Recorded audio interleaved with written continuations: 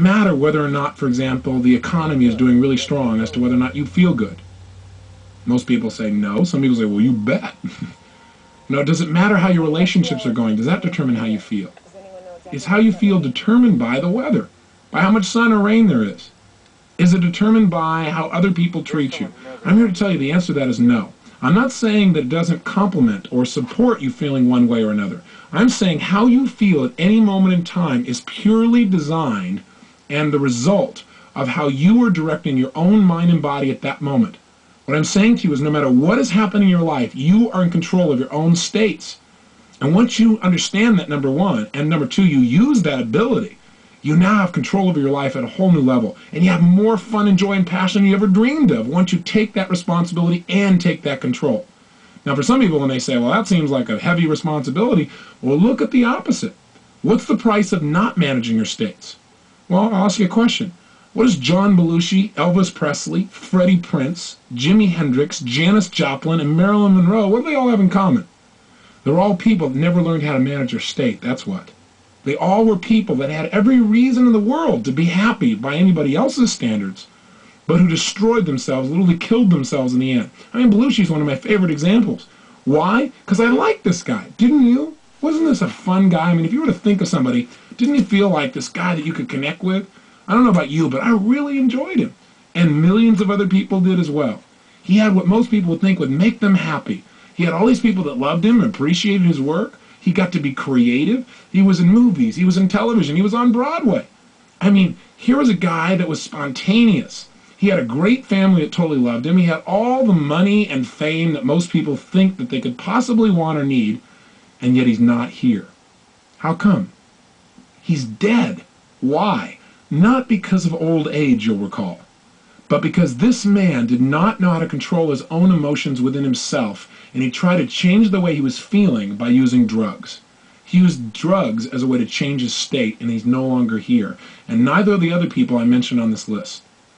Think about it. There's a major price in now managing your state. And in managing your state, there's major rewards. Now let's contrast Belushi with a friend of mine. His name is W. Mitchell. One of the people in the world that I only love most, but also have the most respect for. W. Mitchell's a unique guy. 15 years ago, he had a unique experience, one that most people would never forget. He was driving his motorcycle 65 miles an hour down a freeway when something caught his attention. When he looked over while he continued to drive forward, he got fixed on something. I don't know if you've ever done that. He got stuck there a little too long. Well, when he looked up, he was traveling 65 miles an hour right into the back of a Mack truck that had stopped in front of him. In a last-minute, split-second decision to try and save his own life, he slammed himself on the ground, and he slid 65 miles an hour underneath this truck across the pavement. Then the worst thing happened. The gas cap popped off. Fuel spilled out all over the place, and then from the friction, exploded and ignited. 3/4 of his skin was burned off. His entire face was mutilated. His fingers burned all the way down to the knuckles. He woke up 2 weeks later in a hospital bed in searing pain, fearing to even breathe. Now, for most people at this point, they'd say, hey, I'm out of here. Why stick around in this body? I'd rather just die. But not only did he not die, but he's become an example of true possibility for people all over the country. I mean, this gentleman could not even take drugs because his body was in such bad shape, but when people met him, they thought he must be on drugs because he seems so up. You know, they go in and talk to him, they feel bad, and he goes, hey, it's over, we just got to move on. His mother said, well, you just must not realize how bad it is. Well, the reality is, he just made a decision. He decided that he was going to manage his state. Why? Because he saw the alternative as much more painful. He said, look, I got one of two choices. I can feel bad emotionally about everything I've lost and just make my total life a mess emotionally and have more pain to add to my physical pain, or I can focus on what I'm going to do, which means I can at least focus on something that could bring me some pleasure and get rid of my focus on the physical pain. And that's what he did. His life has become such an example because he kept managing his emotions. Now, not only did he do that, but within 3 years, he managed himself so well that he got back into business, even though he didn't look too terribly attractive. But he ended up going into business and becoming extremely successful. The new company he developed after his accident became the #1 employer of its type in the state of Vermont. He became a millionaire. He even learned to fly airplanes. Now, that's not the end of the story. About 8 years later, he's flying his airplane with 3 other friends in Colorado, And he made himself a rather big mistake. He didn't go through his checklist. And he didn't notice that there was frost that had developed on the wing. And when he took off, he crashed. 3 people walked away. He was not one of them. He was paralyzed from the waist down for life. So they cut off his toes since he didn't need them anymore and sewed them on his hands so he'd have something to be able to grasp things with. He's stuck in a wheelchair now for life. Of course, he doesn't look at as stuck in a wheelchair. In fact, you say at this point he must have given up, right? No. Even after his wife left him, he said, look, I don't want to be around a fried cripple. Even after all that, he still didn't give up. He turned around, and the city he was living in Colorado had some major problems. He decided to become the mayor of that town. After that, he decided to run for lieutenant governor of the state of Colorado. He placed 3rd in a group of 6, and he ran on the issues, not on a sympathy vote. And he campaigned door to door. Now remember, this guy didn't look too terribly good. In fact, he used to wear a button that said, "Send me to the governor's mansion, and I won't just be another pretty face." Kind of a nice way to interrupt people's patterns and make them associate something new to you. Now, he didn't win the lieutenant governor's place, and he still didn't give up. He now has his own radio show in Colorado, and he has found the woman of his dreams and remarried. So I've got to tell you that if you start to tell me, well, gosh, Tony, I got all these problems, it's hard to manage my state, just think about W. Mitchell. When I look at somebody like Belushi and see all that he had, and I look at somebody like Mitchell, who seems to have all these challenges but is so happy, so successful, such a sense of possibility, it becomes clear to me that I have no excuse to ever not manage my state on a consistent basis. No matter how big the problems may seem, you're much better than anybody like that might ever hope to be.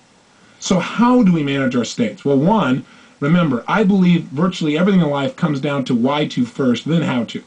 I believe if you want to succeed, you got to have 80% of success is figuring out why to succeed, why to manage your state, for example. 20% is how. Here's the how. Let's do it quickly, and let's just get right to doing it and doing some exercises. There are 2 primary ways to control your state of mind and body. They are, number 1, controlling the way you use your physical body, what we call your physiology, and number 2, controlling your mental focus. That is what you pay attention to, what you think about, what you picture, what you say to yourself. Today we're going to focus on how to use our physical bodies to create the emotions that we want at any moment in time. And then on your next tape, we're going to work on how to control our focus, how to control the mental imagery and pictures and things that we think about in a way that immediately changes our state as well. Let's start and focus again today on physical movement.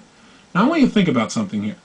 In order to feel anything in your life, you feel it through your nervous system, through your physical body. Now if I told you I know someone who is totally depressed, I bet you could tell me about the way they move or even their posture, and you would probably have an accurate representation. In other words, if I told you about someone I know that's totally depressed, and let's say they're outside your door right now, and I said to you, for $100,000, describe for me, what is this person like? What's their posture like, for example? What would you say? Most people will say, slumped over. Where's this person's head? Most people will say, down. Where are their eyes? Again, most people will say, down. Where is this person's breathing? Is it full or shallow? Again, most people say shallow.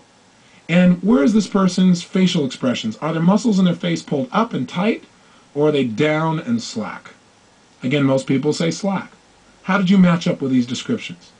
Again, if you're like most people, most of those descriptions match the picture you have in your mind. Why is it that when we think of a depressed person, we think of somebody who's physically hunched over a little bit, looking down, talking a little bit more slowly, with their eyes down and their breathing shallow and their facial muscles slack? The answer is, in order to get depressed, you got to work at it. It's not easy. You have to use your body in a certain specific way. I mean, try something ridiculous with me for a moment, won't you? Sit up right now in your chair. In fact, if you're not driving, stand up. If you're driving, that would be difficult. But if you're sitting, stand up for a second if you would. And if you're sitting and you're in a car, then sit up. But I want you to stand up ideally. Stand tall, breathing fully, really strong. Breathe fully. And I want you to look up towards your ceiling. And as you're standing there, breathing tall, looking at your ceiling, what I want you to do is something really ridiculous, really dumb. Put a huge, silly grin on your face. Go ahead, try it.